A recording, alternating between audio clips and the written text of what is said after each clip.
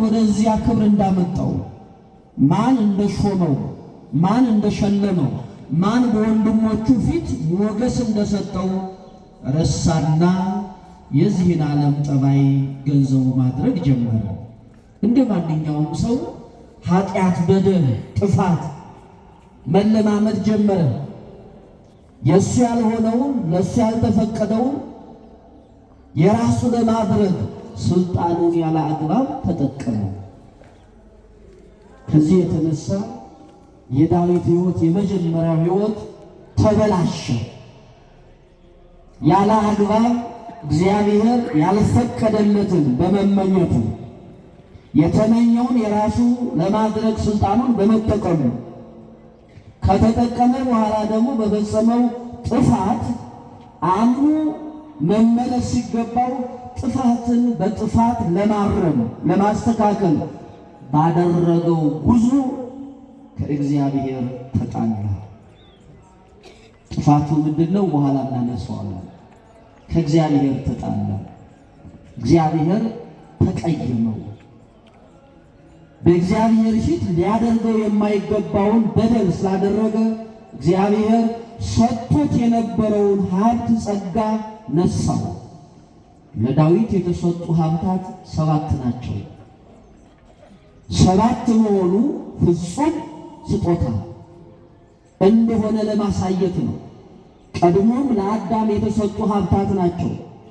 በዚህ በትንቢተ ኢሳይያስ ምዕራፍ 11 ቁጥር 2 ላይ የተገለጡ ናቸው። እነዚህ ሀብታት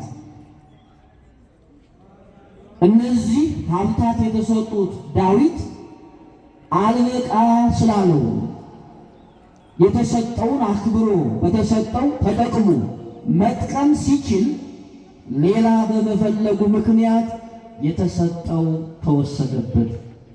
ሰው ያልተሰጠውን ሲፈልግ የተሰጠውን ያጣል። ሰው ያልተፈቀደለትን የራሱ ለማድረግ ሲጥር የተፈቀደለትን ይከለከላል።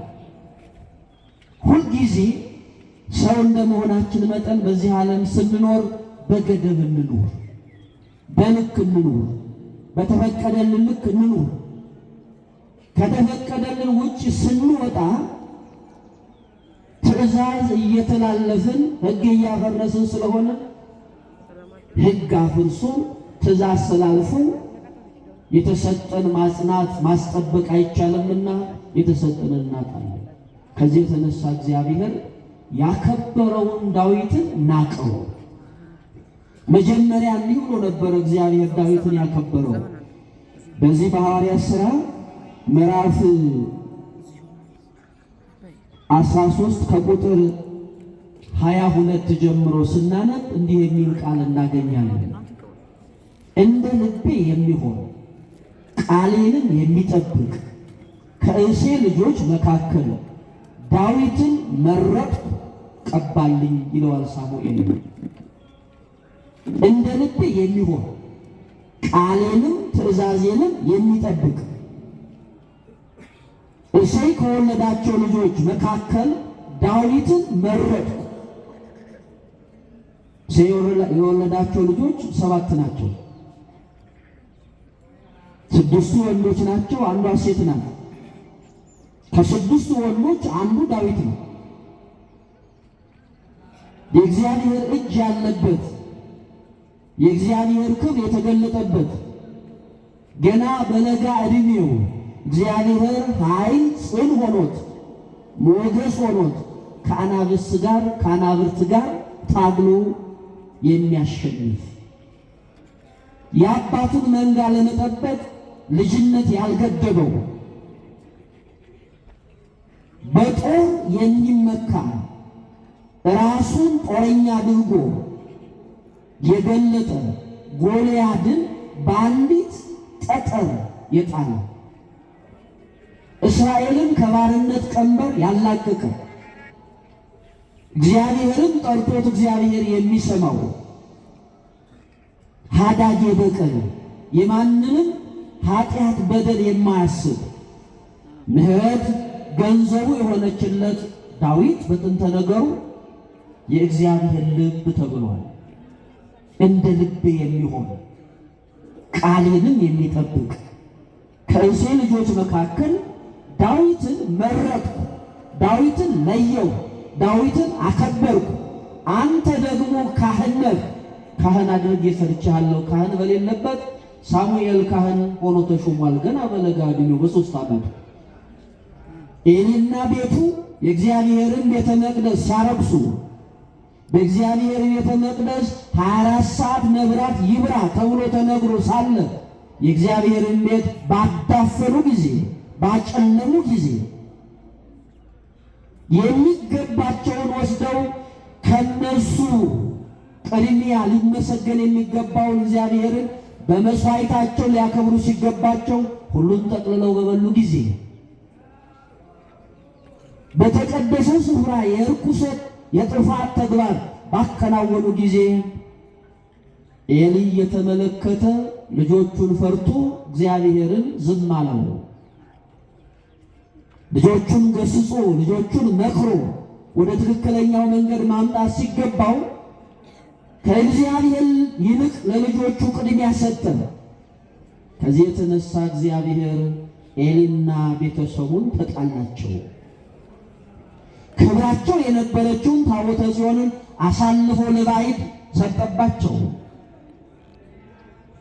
የማይማረኩት የማይገዙት የእግዚአብሔር ሕዝብ ተብለው የሚነገሩ እስራኤል ተላልፈው ኃይል ከነሱ ተወስዷልና ባዶ እጃቸውን ቀሩ። ከዚህ የተነሳ ቤተ መቅደሱ የማይረሳ ቤተ መቅደሱን የሚያከብር ዓይኔና ጆሮዬ በዚህ ቤት ለዘላለም ጸንቶ ይኖራል። እስራኤል ቢበድሉ ከበደላቸውም ተመልሰው ንስሐ ቢገቡ ስለ በደላቸው ይቅርታ ቢጠይቁ መስዋዕታቸውን ጸሎታቸውን ለመቀበል ዓይኔና ጆሮዬ በዚህ ቤት ለዘላለም ይኖራል ብሏል እግዚአብሔር። ሰሎሞን በሰራው ቤተ መቅደስ እግዚአብሔር ስለተደሰተ አንደኛ ነገሥት ምዕራፍ 8 ከቁጥር 44 ጀምሮ ስናነብ ይህንን እናገኛለን። እዛው ምዕራፍ 9 ቁጥር 3 ላይ እንዲህ ተደግሟል። በሰዎች የተሰራውን ተፈቅዶለት እንዲሰራ የወደደውን ሰሎሞንን ሲያከብረው ይህንን ቤት ቀድሼዋለሁ፣ ለይቼዋለሁ፣ አክብሬዋለሁ፣ የመስዋዕት ቤት፣ የምህረት ቤት፣ የይቅርታ ቤት ብዬዋለሁ ብሎ እግዚአብሔር ቤቱን አክብሯል። አዎ የእግዚአብሔር ቤት የጸሎት ቤት ነው። የእግዚአብሔር ቤት የመስዋዕት ቤት ነው። የእግዚአብሔር ቤት የበረከት ቤት ነው። የእግዚአብሔር ቤት እኛና እግዚአብሔር የምንገናኝበት መገናኛ ነው። ያመፁትን ሲያስወግድ ሊያገለግሉ የሚገባቸውን ደግሞ ወደ ቤቱ ማምጣት ያውቃል። ሳሙኤልን ለ3 ዓመት ያነገሰ እግዚአብሔር፣ ያከበረ እግዚአብሔር እስራኤልን በምስፍና 20 ዓመት በክህነት ደግሞ ዕድሜ ልኩን ያገለግለው ዕድሜ ልኩን እሱን አስነስቶ ነው ዳዊትን እንዲቀባ ያደረገው። ዳዊት ሲቀባ በወንድሞቹ መካከል ከፍ ከፍ ሲል ዕድሜው 12 ዓመት ነው። ወደ እሴይ ሲሄድ ሳሙኤል እግዚአብሔር ሳኦል የነገሰበት ዘመን ነውና አሁን ከእሴይ ልጆች መካከል ንጉሥ ላነግስ ነው ብዬ ብናገር ንጉሡ አይቀየመኝም ወይ? አይጣላኝም ወይ? እሱንም ቀባ ያልከኝ አንተ ነህ፣ እሱንም ያነገስኩት እኔ ነኝ። ሹም ሽረት ያደረግኩ አይመስልም ወይ አለው። ሳኦልን ንቄዋለሁ፣ መንግሥቱን አሳልፌ ለዳዊት ሰጥቻለሁ። እስራኤል በራሳቸው ጥያቄ የነገሰላቸው ንጉሥ እንጂ እኔ ወድጄ የነገሰ ንጉሥ አይደለም አለ እግዚአብሔር። ሳኦል የነቂሽ ንጉሥ ይባላል። እናቶቻችን እንደምታውቁት አንዳንድ ቀሽቃዣ ልጅ አለ፣ አስቸጋሪ ልጅ አለ። ከወንድሞቹ ከእህቶቹ ተለይቶ ለኔ የሚል ልጅ አለ እና ቆርሰው ሲሰጡት ይነቅዝ ይሉታል አይደል? ይሉታል እንላለን። ስለጠላ ነው አይደል? ክፉ ስለሆነ አይደለም። አመሉ ስለማይመች ምን አለ ወንድምህን ብትጠብቅ፣ ምን አለ እህትህን ብትጠብቅ፣ ምን አለ አብራችሁ ብትበሉ ብለን እንኳን አልሰማ ሲል እንዳላ ብለን እንሰጠዋለን። ልክ እንደዚያው ሳኦል የነገሰው በእስራኤል ጥያቄ ነው። ታሪክ እንዳላበዛባችሁ ከዚህ የተነሳ እሱን ሽሬ ዳዊትን ስሾም እሱ አይቀየመኝም ወይ እሱ አይከፋውም ወይ አለው። አይ እኔ ወድጄ ፈቅጄ ሳይሆን እኔ እንድነግስባቸው ስላልፈቀዱ እኔ እንድከብርባቸው ስላልፈቀዱ እንደ አሕዛብ በቤታቸው እየተጓዘ ጠላታቸውን ድል የሚያደርግ ምድራዊ ንጉሥ ስለፈለጉ አንግስልን ብለው ስለጠየቁ ነው እንጂ ያነገሥኩላቸው ላነግሥ የወደድኩት ቀድሞ ዳዊትን ነው አለ እግዚአብሔር።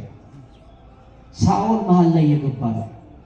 ከዚህ የተነሳ በሕዝቡ ጥያቄ ስለነገሰ 40 ዘመን እንደ ገል ቀጠቀጣቸው፣ እንደ ሰም አቀለጣቸው። ኧረ ይሄንን ንጉሥ አንሳልን አሉ። ኧረ ሻርልን አሉ እግዚአብሔር። ያለ ጊዜው የሚሻር ነገር የለም። ያለ ጊዜው የሚሻር ነገር የለም። አንዳንድ ጊዜ ተወደዳቸው የእግዚአብሔር ቤተሰቦች የምንጠይቀውን በአግባቡ አውቀን እንጠይቅ፣ የምንለምነውን በአግባቡ አውቀን እንለምን። ሁልጊዜ እግዚአብሔርን ስንጠይቀው የሚጠቅመኝን የሚበቃኝን የሚበጀኝን ስጠኝ በሉት። ልመና ይሄ ነው። የማይሆን ነገር መጥቶ ለጊዜው ማለት ነው ምላሽ አገኘን ይመስለናል። እየቆየን ስንሄድ ይጎዳናል። የምንጠይቀው ነገር በልካችን ነው መሆን ያለበት። በልክ የሆነ ነገር ያኖራል፣ ያከብራል፣ እንደሰትበታለን፣ ደግሞ እናገለግልበታለን፣ እንገለገልበታለን። ከልክ ውጭ ከሆነ ግን ብዙ ጊዜ አደጋ ነው። ስለዚህ ሂድ አለው። ታዞ ሄደ። ሳሙኤል ሳማነው አባታቸው እሴይ ልጆቹን በሳሙኤል ፊት አቀረበ። ይሄ ነው ሊሾምልኝ የሚገባው ልጄ አለው። ሲያየው የሚሾም አይደለም፣ አለፈ። ሁለተኛውንም እንደገና አቀረበው። የሚሾም አይደለም፣ አለፈ። ሶስተኛው እያለ 5ኛው ላይ ደረሰ። ወንዶቹ አለቁ። ታይተው ተፈትሸው አለቁ። ከነዚያ መካከል አንድም እግዚአብሔርን የሚያስደስሰው ጠፋ። ሌላ ልጅ የለህም ማለት ከበረሃ የወደቀ ከወንድሞቹ የተለየ በኃጢአት ተጸንሶ በኃጢአት የተወለደ አንድ ልጅ አለኝ አለ። አንድ ልጅ አለ። የሚገርማችሁ በኃጢአት እንዲወለድም እንዲጸነስም ምክንያት የሆኑት እናትና አባቱ ናቸው። በትዳር የማይተማመኑ ትዳራቸውን የማያከብሩ ለልጆቻቸው አርአያ ያልሆኑ ናቸው ባልና ሚስቶች። ሚስት ትማግጣለች፣ ባል ደግሞ በጥርጣሬ ነው ሁልጊዜ የሚመለከተው። መንገድ ሄድኩ ብሎ በምክንያት ማለት ነው እንደገና ተመልሶ ከእሷ አድሮ ነው እንደገና ዳዊት የተጸነሰ። ጠዋት ሲነጋ ስታየው የሕግ ባሏ ነው። ከዚህ የተነሳ በአመፃ የተጸነሰ በአመፃ የተወለደ ልጅ እቤቴ ሊያድግ አይገባውም ብሎ ከወንድሞቹ አባት ለየው። እንዲህ የሚያደርጉ አባቶች አሉ። ምን አጠፋ ይሄ ልጅ? ምን በደለ ይሄ ልጅ? ጎዳና እኮ ያወጣናቸው ስንት ልጆች አሉ። እኛ ባጠፋ ነው፣ እኛ በበደል ነው። የእኛ በደል የእኛ ኃጢአት እንዳይገለጥ ልጆቻችንን ለአውሬ የምንሰጥ የለን። በዚህ ንስሐ መግባት፣ በዚህ እግዚአብሔርን ይቅርታ መጠየቅ ሲገባ የአብራኩን ክፋይ የሚክድ አባት የለም የለም። ማደጉ እኮ አይቀርም፣ ያድጋል። ዞሮ ግን ጠላት ነው የሚሆነው። ያላሳደግነው ልጅ፣ ያልጠበቅነው ልጅ፣ መንገድ ያላሳየነው ልጅ በምንም ተአምር ዘመድ አይሆንም። እንዲህ አድርገው ነው ዳዊትን ከበረሃ የጣሉት። እንዲህ ሆኖ አልተቀየማቸውም፣ እንዲህ ሆኖ አልተበቀላቸውም። ሌላ ልጅ አለ ሲለው አንድ እሱ ነው ብሎ ኃጢአቱን ዘርዝሮ ኃጢአተኛ አድርጎ ነገረው። ጥራው አለ። ከበረሃ ዳዊት ሲመጣ የ12 ዓመት ሕፃን ልጅ ነው። ልክ በሳሙኤል ፊት ሲቀርብ ወዲያውኑ ሊቀባው ሊያከብረው የቆመ የእግዚአብሔር ካህን የእግዚአብሔር መስፍን የያዘው ቅባ ሜሮን ፈላ ነው የሚለው። የሰው እጅ ሳይነካው እየተንተከተከ ቅባ ሜሮኑ ወደ ላይ መፍላት ጀመረ። እግዚአብሔርም እንዲህ አለ፣ እንደ ልቤ የሚሆን ቃሌን የሚጠብቅ ከእሴይ ልጆች መካከል ዳዊትን መርጫለሁና እሱን ቀባልኝ አለው። እነዛን ለምን ተጸየፋቸው? ይህንን ለምን አከበረው ካላችሁ እግዚአብሔር የሚያየው ውሳጣዊ ማንነታችንን ነው። ፊትን አይቶ የሚያዳላ አይደለም። እግዚአብሔር እንዲህ ይላል በአንደኛ ሳሙኤል ምዕራፍ 16 ቁጥር ምዕራፍ 6 ቁጥር 16 ላይ እኔ እግዚአብሔር ሰው እንደሚያይ አላይም። ሰው እንደሚያይ አላይም። ሰው የሚያየው ዘለግ ማለትን ነው፣ ቁመትን ነው የሚያየው። ሰው የሚያየው ደምግባትን ነው፣ ውበትን ነው የሚያየው። ሰው አይቶ የሚመዝነው አነጋገርን ነው። እኔ ግን እግዚአብሔር እንዲህ አይደለሁም፣ ልብና ኩላሊት የምመረምር ስለሆነ ውሳጣዊ ማንነቱን አውቃለሁና ከቀረቡት ከወንድሞቹ የሚበልጠው ዳዊት ነው አለ። መስፈርቱ በእግዚአብሔር ዘንድ ውስጥን ንጹሕ ማድረግ ነው። ለመክበር ከፈለግን፣ በእግዚአብሔር ዘንድ ለመወደድ ከፈለግን፣ እግዚአብሔር እንዲያከብረን ከፈለግን ውስጣችንን ንጹሕ ማድረግ ነው። ከበደል መራቅ፣ ከኃጢአት መራቅ፣ ከጥላቻ መራቅ፣ ክፉ